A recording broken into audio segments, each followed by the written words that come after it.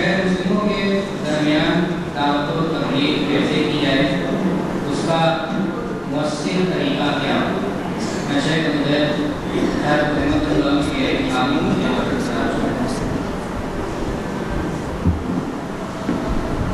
غیر مسلموں کے سامنے اسلام کو پیش کرنا یہ مسلمانوں کی ذمہ داری ہے۔ اللہ نے فرمایا تم خیر امت اخرجت للناس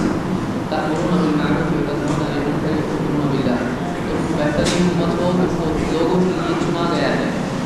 تم بھلائی کی تلقین کرتے ہو، برائی سے منع کرتے ہو اور اللہ پر ایمان رکھتے ہو۔ اس آیت کے تحت مسلمانوں کی ذمہ داری ہے کہ وہ ساری انسانیت تک اسلام کے پیغام کو پہنچائے۔ اس کا سب سے بہتر طریقہ یہ ہے کہ ہم اللہ کے نبی صلی اللہ علیہ وسلم کی سیرت کو دیکھیں کہ آپ نے کس طرح سے غیر مسلموں کو دعوت دی۔ مکی دور میں اللہ کے رسول صلی اللہ علیہ وسلم کا طریقہ یہ تھا کہ آپ قرآن کی آیتیں پڑھ کر ترغیب و ترغیب کی باتیں ان کے سامنے کرتے تھے۔ اس اعتبار سے بات معلوم ہوئی کہ دعوت کا بہترین ذریعہ یہ ہے کہ ایک آدمی قرآن کا علم حاصل کرے،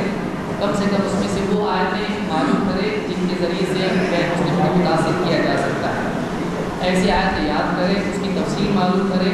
اور ان کو لوگوں کو پڑھ کر سنائیں تاکہ وہ قرآن سے جڑنے والے بنیں۔ بعض لوگ اس سلسلے میں دوسری کتابوں کا مطالعہ کرتے ہیں، دوسرے دینوں کی کتابوں کا مطالعہ کرتے ہیں اور ان کے حوالے سے بات کر کے لوگوں کو اسلام کی طرف لاتے ہیں۔ اگرچہ بعض اوقات لوگ اس کی وجہ سے آ بھی جاتے ہیں، لیکن اس کا نقصان ہی ہوتا ہے کہ قرآن کی دعوت کی بجائے دوسری دعوت لوگوں تک پہنچتی ہے۔ اللہ تعالیٰ نے فرمایا فَلَا تُطِعِ الْكَافِرِينَ وَجَاهِدْهُم بِهِ جِهَادًا كَبِيرًا کہ تم ان نہ ماننے والوں کی باتوں میں نہ آنا، بلکہ تم کو چاہیے کہ تم اس قرآن کے ذریعے سے جہاد ضرور بڑھا دکھا۔ تو اللہ تعالیٰ نے دعوت کا ذریعہ قرآن کریم کو ذکر کیا ہے، اس لیے قرآن کریم کی باتوں کو سیکھ کر لوگوں کے سامنے بیان کرنا چاہیے۔ پھر مواد کے اعتبار کی ہوا مصدر کے اعتبار سے، مواد کے اعتبار سے چاہیے کہ ہم سب سے پہلے توحید کی بات لوگوں کے سامنے پیش کریں، اس لیے کہ اللہ کو مانے بغیر باقی چیزوں کا ماننا بے معنی رکھنے کوئی معنی نہیں رکھتا ہے۔ اسلام کی بنیادی تعلیم توحید کی تعلیم ہے، اس کے بغیر ایک آدمی مسلمان نہیں ہو سکتا ہے۔ اللہ کے نبی صلی اللہ علیہ وسلم نے معاذ بن جبل رضی اللہ تعالیٰ عنہ کو جب یعنی شام بھیجا دعوت کے لیے، تو یمن بھیجا آپ نے، تو اس وقت میں اللہ کے نبی صلی اللہ علیہ وسلم نے ان کو سب سے پہلی جس چیز کی دعوت دینے کے لیے کہا وہ یہ تھی کہ اللہ کی توحید کی طرف بلائیں۔ تو سب سے پہلی چیز جس کی طرف لوگوں کو بلایا جائے وہ توحید ہے۔ آپ یہاں سمجھیں کہ اللہ کے نبی صلی اللہ علیہ وسلم نے جن لوگوں کی طرف بھیجا تھا وہ اہل کتاب تھے، وہ اللہ کو ماننے والے لوگ تھے،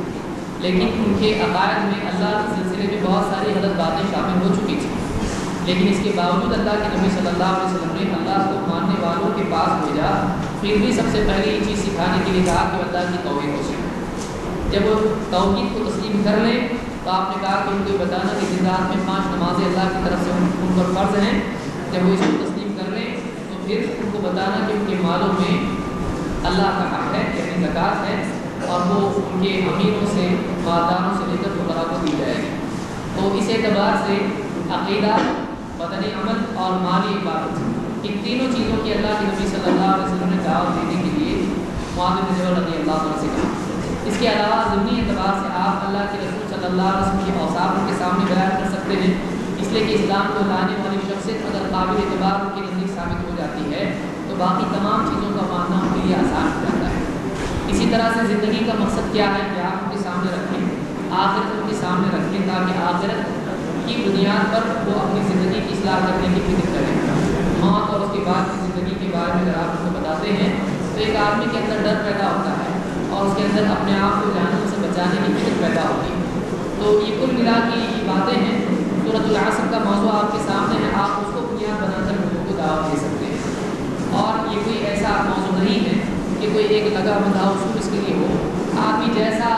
فرد پائے